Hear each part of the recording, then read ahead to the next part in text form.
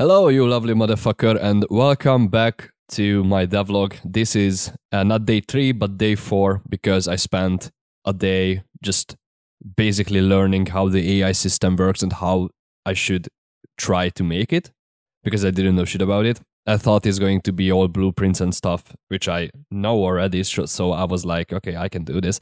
Well, fuck no, you have to combine the blackboard and the behavior tree with the blueprints itself. So like there's a whole and it's just, it was a bit more complex than I expected it to be. So that's why I spent the whole day just learning the basics of it. And then when I realized I can do this and I can actually make something out of it, I started to make a citizen, which is basically the simplest AI you can write, that has a function where it just gets a random position and walks to that position.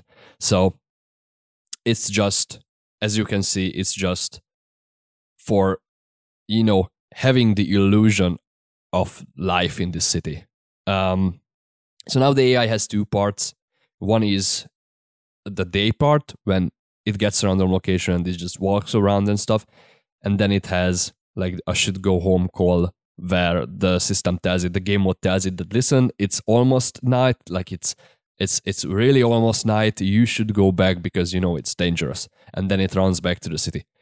So now with that, I was able to create a new class, which is a woodcutter class, and as the name implies, it cuts wood. So I basically made a tree and a tree spawning system, because I kind of want a system where if you cut down a tree, it can grow back. So that's why it's like this.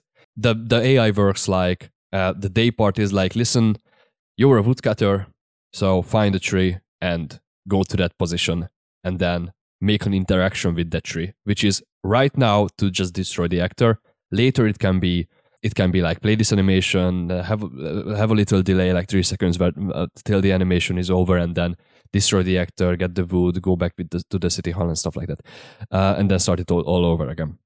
And the second part is at night, go back to the hall because it's fucking dangerous outside. So that's it.